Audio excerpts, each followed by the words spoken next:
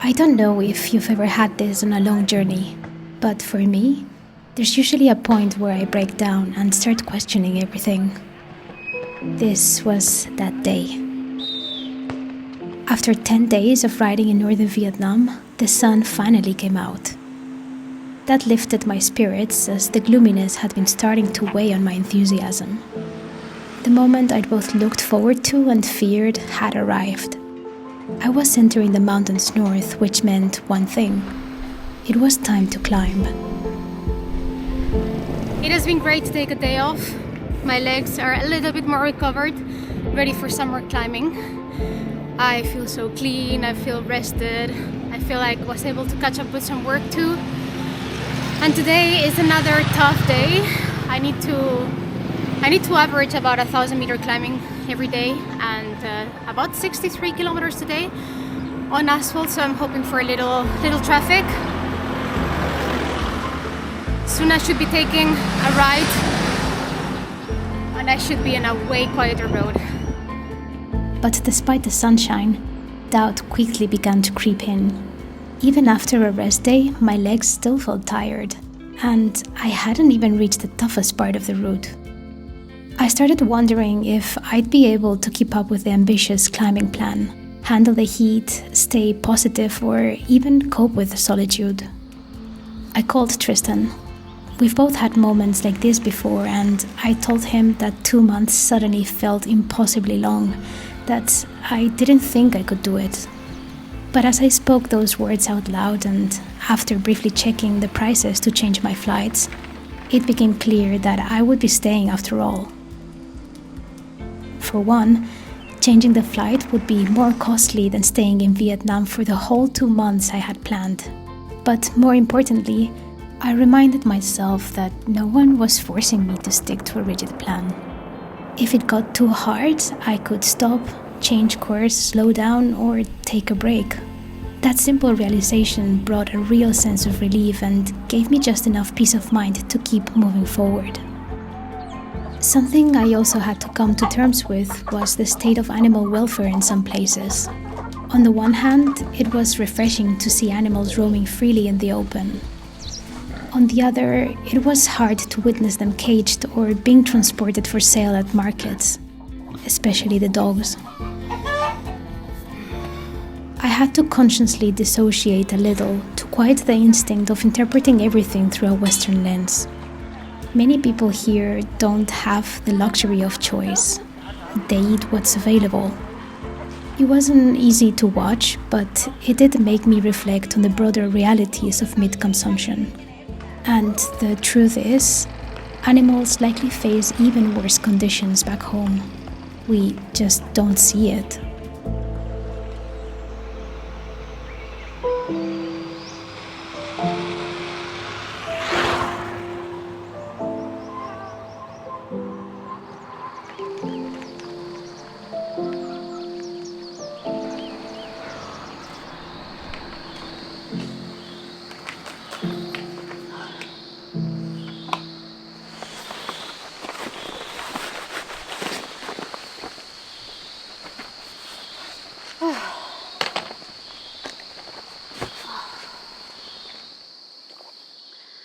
I thought I would do a little update because it's been a while. I'm not sure exactly what day it is from my bicycle trip. Right now, I feel very much at peace. I feel like I'm starting to get into a pattern that I can follow daily, that I can keep up with, and that I can stay motivated about. I'm about to reach a big milestone, at least personally, because I made it to the border with China. Like literally behind me, on the other side of the river, that is China. I'm sitting in Vietnam currently. As you can see, I'm making myself a sandwich because, believe it or not, I have found it difficult to eat in towns because I'm usually cycling through very, very small towns where there's actually no obvious place for food. And I just don't know what I'm gonna eat. So I've been preparing myself in advance by buying tomatoes, by also boiling some eggs and getting some bread, what they call banh mi, and I'm just making some basic sandwiches. With a 6-hour time difference from home, my mornings were always very quiet. It was during meal times that the solitude sank in. After hours of introspection on the bike, I craved some kind of exchange. I missed joking with Tristan, sharing thoughts from that day, or just checking in with each other. Đồ. Một mình nhá. Không à? Maybe it felt harder because I've always traveled accompanied or in places where I could communicate. But here, I hadn't had a conversation with anyone in days. But that was about to change as I approached the first tourist attraction of my trip, Ban Gioc waterfalls. I had to leave my bike and bags unattended if I wanted to visit the site. This made me feel uneasy, but for the first time ever, I was willing to take that risk. Tây Ban Nha. Spain. Valencia. There's something about Vietnam that inspires a surprising sense of trust. So I bought a ticket and went off in search of the famous cascades.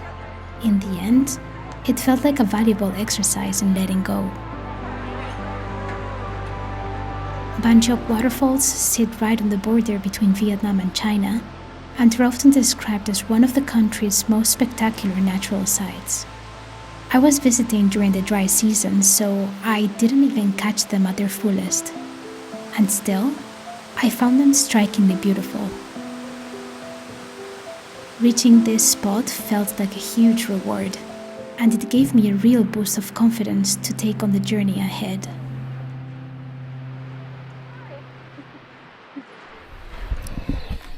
Well, that was nice. Nice waterfalls. Not too many people for a touristic spot. And yeah, this is me now on the bicycle with my non-la. I guess I'll put on a helmet when there's traffic, but so far I'm climbing and no car, so yeah, I'm gonna be wearing this Vietnamese hat for the next month. It's been decided. Sticking to my promise of riding without rush, I looked for a nearby homestay to drop off my bike and take some time to explore. The region of Cao Bằng is known for its remarkable cave systems, and just a few kilometers away was one of the most famous, Dong Nhum Nao. These homestays were making the whole journey feel easy and enjoyable. Even though I was carrying a full camping setup, I never had to stress about finding a place to pitch my tent.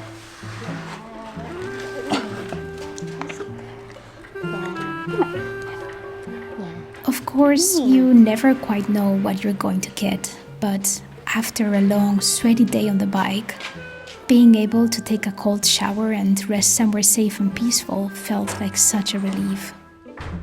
Usually on a bike trip, riding is all I do.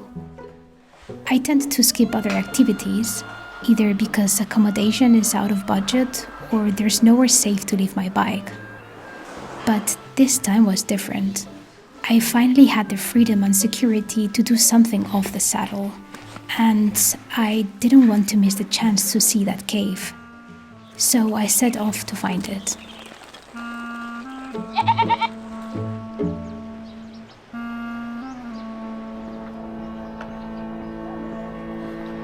It's nice to park the bike and do other things, not always be pedaling. Oh, hello. Yeah. Hello. Yeah. Mom, no? Thiên gì bộ thiên sư thiên hăng nước bàn nào? No? Here? Oh. Chẳng hiểu khoa với dem.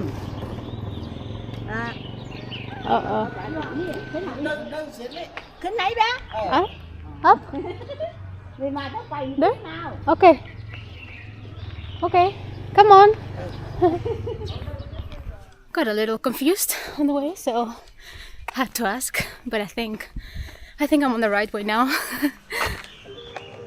Waking up early really pays off in Vietnam. The roads and even the main sites stay quiet for the first few hours of the day. I got to the cave by 7 a.m. and I had it to myself for nearly the entire time. According to the local legend, Tigers once inhabited the cave, or at least people believed the deep growls and echoes from within were the roars of tigers. That's where it gets its name, Nhum Ngao, or Tiger Cave. I wandered slowly, pausing often to take in the silence and the scale. Towering stalactites and stalagmites filled the space, shaped over centuries by mineral-rich water dripping, pooling, and hardening into surreal sculpted forms.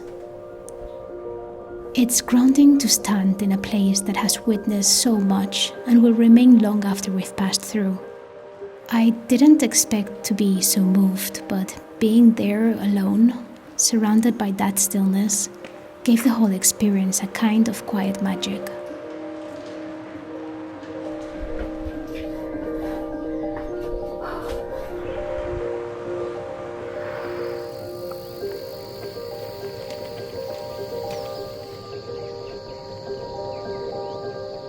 It was nice to take a little rest at that nice small village, see the caves, see the waterfalls, and I'm out again. I'm heading towards the province of Henan, which is known to be more touristy because it's very beautiful, but also it's gonna require a lot of climbing, so I'm a little bit scared about that. But let's see, I'm gonna take it slowly. If I'm tired, I'll stop. There is no pressure, thankfully. I just saw this van with bread and it's Where are you from? Tây Ban Nha. Yeah. Got some bread?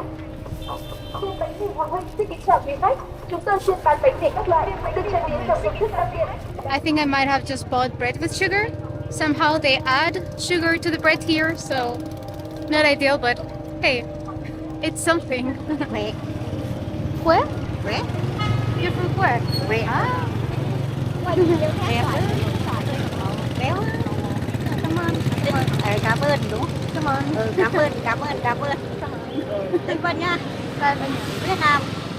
Vietnam? Việt Nam. Just one. Đi tốt. Đẹp. Bye bye. Bye bye. Bye Bye bye. Bye. Yeah. People are so nice here in general. Gonna get out of the town now and I'm gonna keep on climbing because it's getting quite hot. It's gonna be about 30 degrees today, so the earlier I start climbing, the better. Every bigger town has a central market with fresh fruit and vegetables. By now, I knew this was my chance to stock up for the next day or two.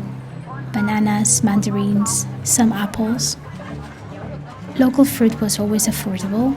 It was only the more exotic kinds or those imported from China that came with a higher price tag.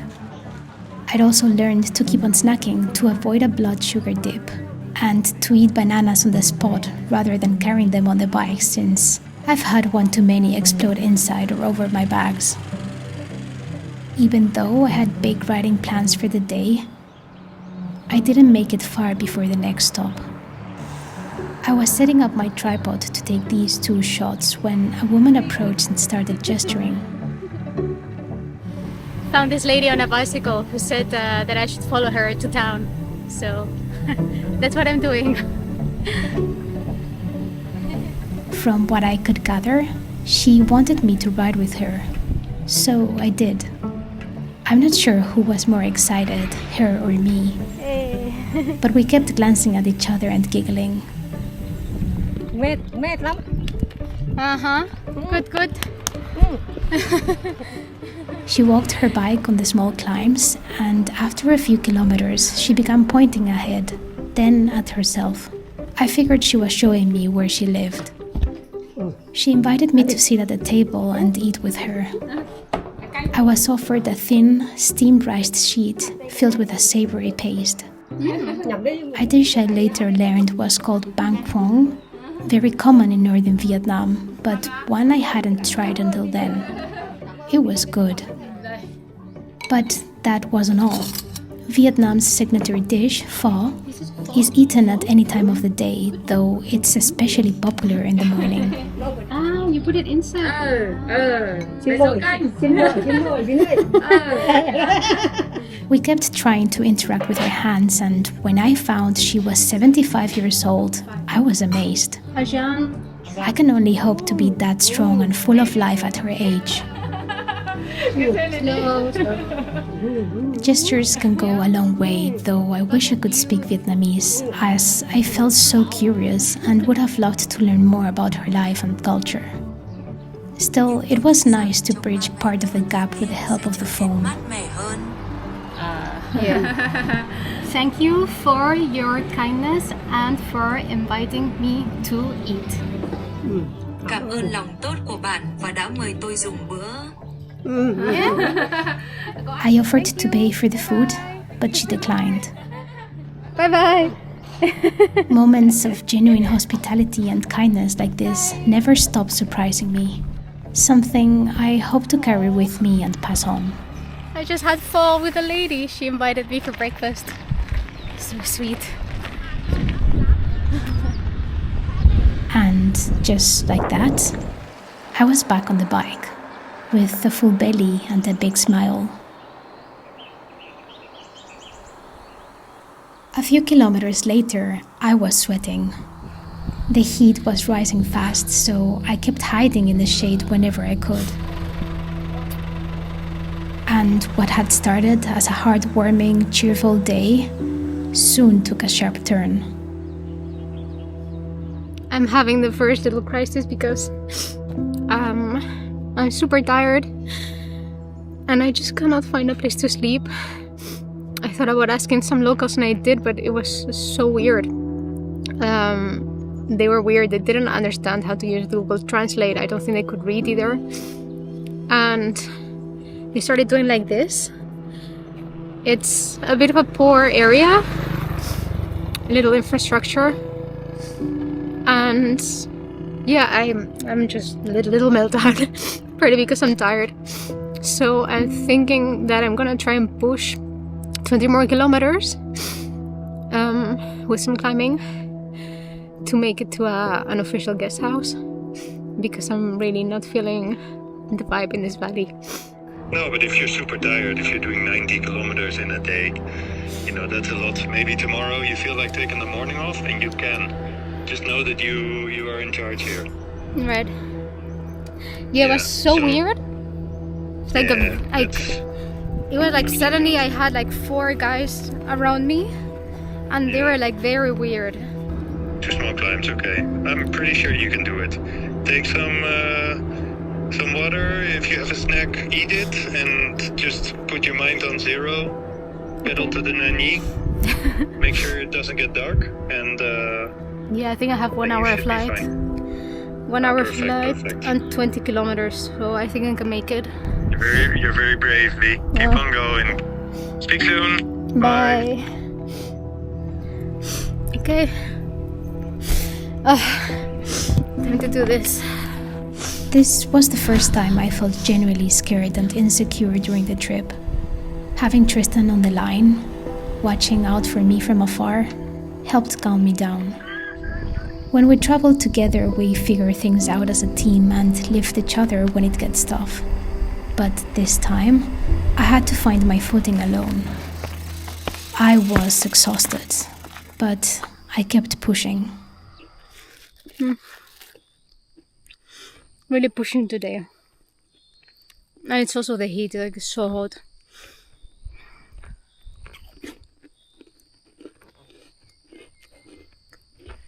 I just wish camping was easier. It's so hard because of the terrain.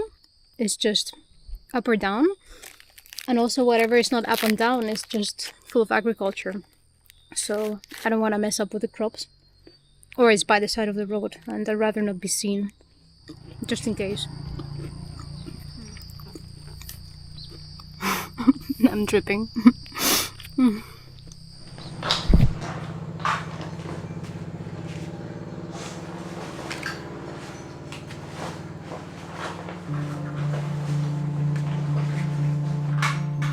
The coin flipped once again.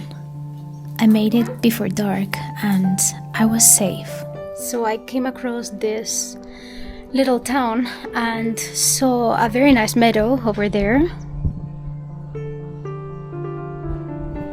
And I asked the lady in this house if I could camp there, and she asked if I was alone. I said yes.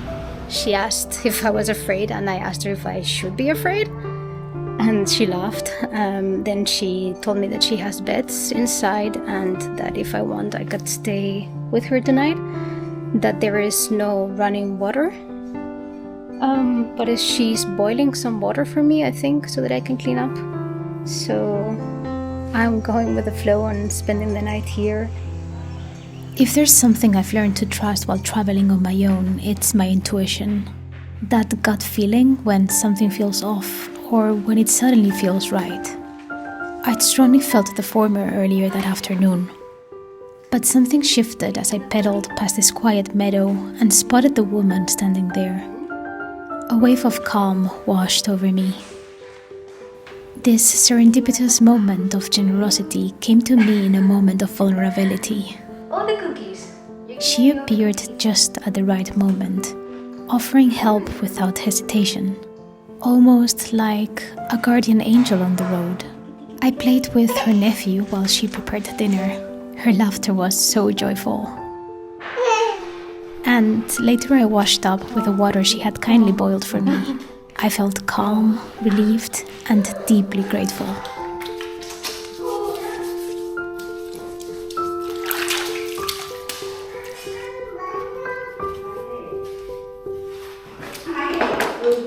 Ok. Bà lấy. Để bà dằm ra. Để bà dằm ra đã. Ăn cơm. Ăn cơm. Ăn cơm. Ăn cơm. Ăn cơm. Từ để bà dằm cho. After dinner, I settled under the mosquito net, ready to let go. What an intense day it had been.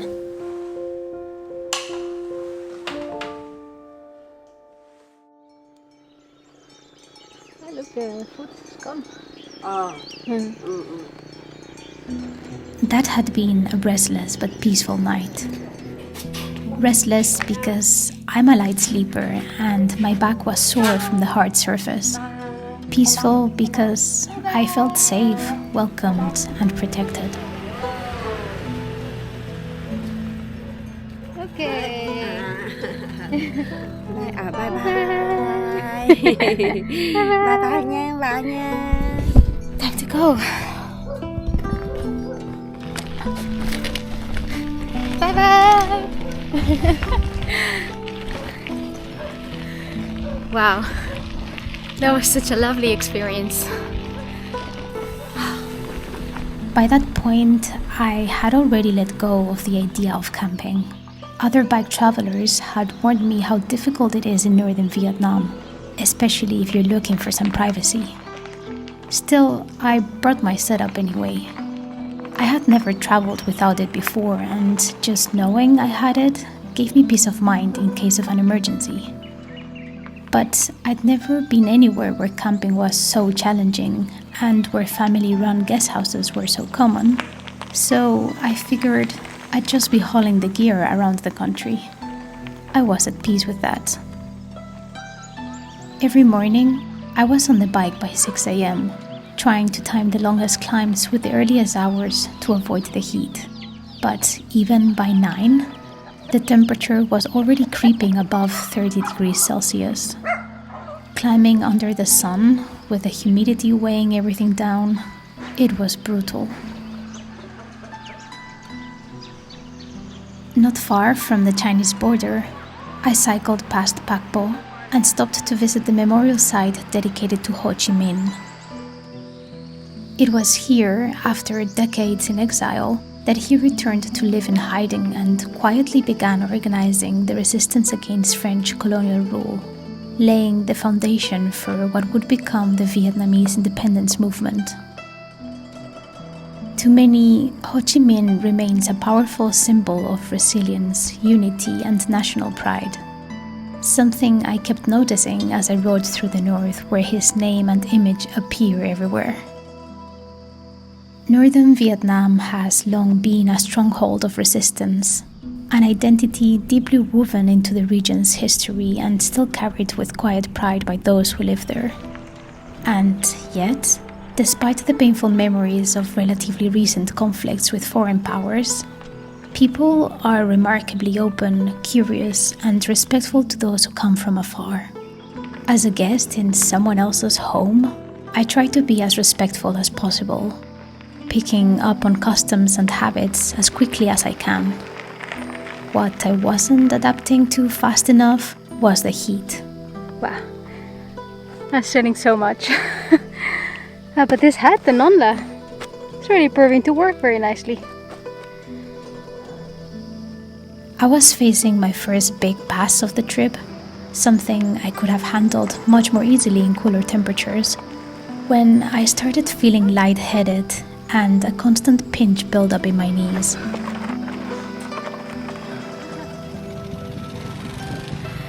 I saw a local bus driving up, so I think I'm gonna take it. Another lesson learned over all these years on the bike is to take the opportunity when it shows up. So when a bus passed and the driver made eye contact, I flagged it down and asked if he could take me to the top of the pass, 12 kilometers further. Surprisingly, he didn't hesitate, despite the bike and the bags. It was an unexpectedly kind gesture and, honestly, a relief. I just wasn't entirely sure where he was headed or if he'd understood what I meant. I'm a little confused. I think we're driving a little bit further and then he's dropping me off, but I don't know where we're going. I think that we're going towards Meo Vac, which is where I'm going, but I'm not really sure. Hello. As we climbed, I kept glancing out the window, trying to match the road with a line on the map. He took a few detours to drop off packages, but eventually he pulled over at the top of a mountain, slightly beyond where I'd planned to stop. Okay, I think we're getting out. Top of a pass. I paid and thanked him as best as I could. He smiled back like it was nothing. So I was actually dropped off at the top of a pass, meaning I just have to descend to Meo Vac. And it's great because my knees were really struggling, so it's gonna be a nice descent. Apparently there might be more buses from Meo Vac, so maybe I can skip the next stretch to Meo Vac, which is another 1,000-something meter climb. And I think it's probably worth it so that I can actually cycle the Hajan loop without messing up with my knees, because every day I'm climbing so much, so it's starting to sum up. I didn't feel ashamed for having skipped a few kilometers by bus, and I didn't feel guilty either for already planning to try again the next day. The truth is, northern Vietnam is incredibly mountainous, and as much as I wished my body could keep up with the physical demands, I just couldn't without hurting myself. It wasn't worth it to me. Hello! Xin chào! Traveling by bike is an endurance activity. It's demanding on the body, and that body is what keeps you moving forward. So listening to how I was feeling, paying attention to the aches and my motivation, felt like the smartest thing I could do if I wanted to keep riding through the Hajan mountains. So, coming back to that thought of not needing to stick to a rigid plan, I looked for a place to properly rest and hide from the heat in Meo Vac. My host was incredibly kind. She even called the local bus company to make sure they'd pick me up at the guest house the following morning and take me to the next town. I used the rest of the day to cool down under the air conditioning, clean up, eat as much as I could, and just enjoy a soft, quiet bed. Basically, everything my body had been asking for.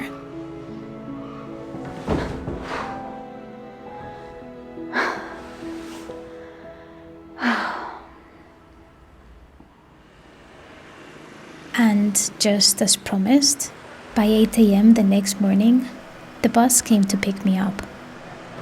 This time, there wasn't any space inside for the bike, so the driver said the only option was to strap it to the roof of the van. That felt a bit scary, but then again, I'd seen Vietnamese people tie all sorts of things to their vehicles, including full-sized motorbikes.